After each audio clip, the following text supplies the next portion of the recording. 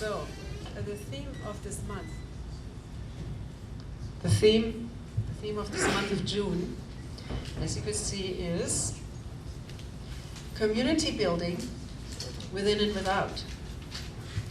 And there are two reasons that I'd like to share with you that I think are the cause for our theme this month. The next 3 months, in fact, we want to celebrate community building for 3 months in a row throughout the summer. First one being that we live in difficult times.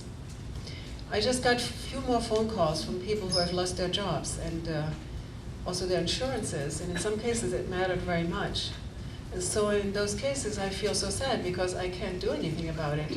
And our church funds are way down. Tithing had gone down since the beginning of the year, so we are not in a position to help.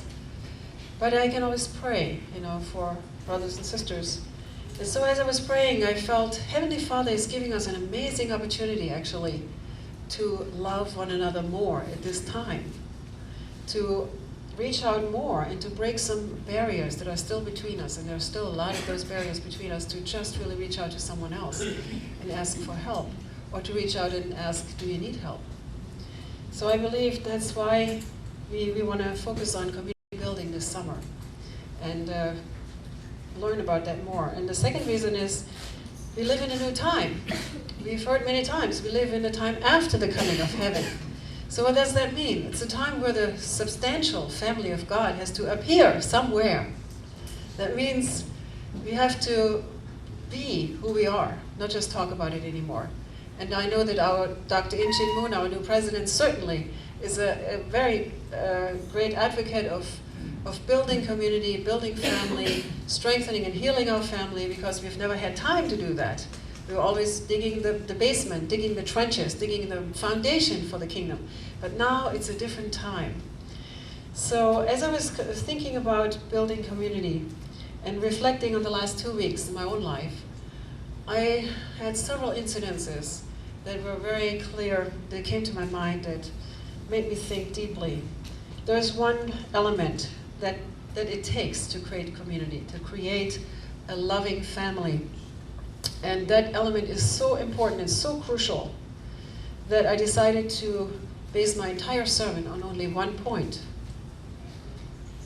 And that is, of course, increasing the level of vitamin L. Who said K here? Vitamin L.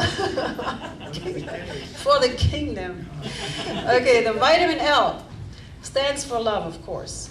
And if we forget everything I say in the sermon, remember this one sentence. Love is superior to judgment. Can we all say that? Love is superior to judgment. So that one thing that gets in the way many times in the way of loving others is our natural tendency, very natural tendency, to rather quickly criticize others or judge others, right? Can you think of a few situations where you judge somebody real quick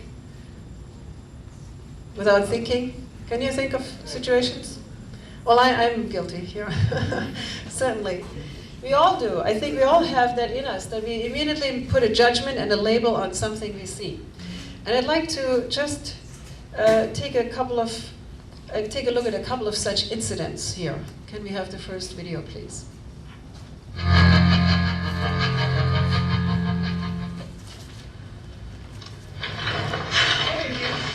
Yeah, come on.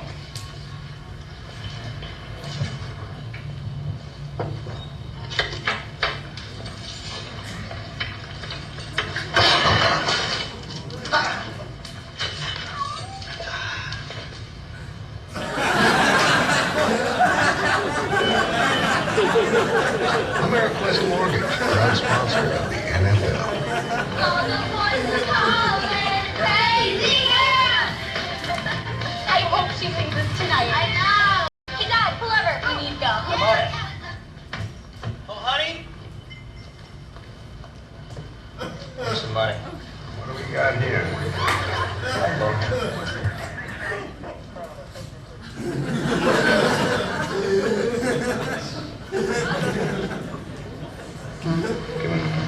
on Saturday, so I can be able to go on tomorrow. Daddy's gonna be so excited.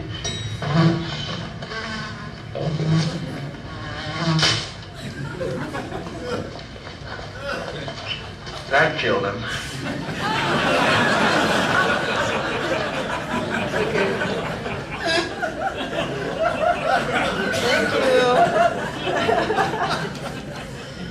Okay, thank you. Just to remind us. Well, I think we can all relate, right? We come into situations and bingo, we make a judgment without understanding what went on before. And it is very interesting to me that for some reason, the people who judge the most are actually the ones who are in churches and spiritual institutions, isn't it? It's in those places where we are trying to obtain a higher truth that we are more quick to judge and telling, even our spouse, our children, you should be doing this, and Father, and God said this, and Jesus said that. But that in itself is not wrong, but however, what is the problem is many times our heart and attitude is that of judgment and control rather than love. So therefore, we do need to look at that level of love that we have when we say such things. And I think there's a reason why Jesus himself warned his disciples not to judge. Judge not, unless you will be judged. Or don't look at the speck in your brother's eye, but rather look at the beam of your own. Those words are very meaningful because he knew very well that people of the word, people of the law of Moses in that case, are very easy to judge and hold it against someone else, hold the truth against someone else.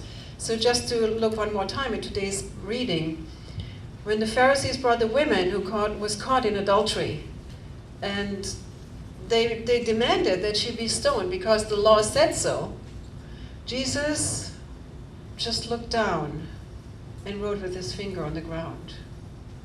And then he said, he who is without sin among you, let him be the first to throw a stone. Well, the Pharisees had all the right, according to the Mosaic law, to justify their action and to kill that woman and to condemn her. And she herself knew that too. But when Jesus said, those who are without sin, one by one had to drop the stone and leave. And I believe the woman must have been very shocked, because this never happened before. So what did Jesus do? He reminded them, well, are you so holy that you are, the one to judge someone else? Look at yourself. And it's interesting, he would have been the one and only. He could have judged her, right? Because he was without sin. But did he do it? No, he did not.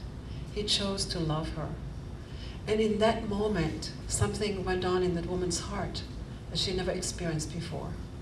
She was deeply, deeply touched. She probably cried because she knew very well that she was wrong. She had committed a sin. We have our conscience. And then somebody came and embraced her in that moment. It was incredible. She was melted. And she probably felt the love of God coming through Jesus. This is what Jesus was trying to demonstrate. It is that kind of love that is needed to make someone change. Now, if he would have chosen to judge her, he could have. She might have even accepted it because she knew already she was wrong. But would have that helped her to make a change in her life? I don't think so. Sometimes when we feel we're in the right and we feel we have to tell somebody you're wrong, we forget they already know. They already know. And in order for the person to make a change, if that's what we'd like to accomplish, the only way to do that is truly to show love and understanding. So transformation takes place when we embrace the sinner. Does that mean that Jesus agreed with that sin?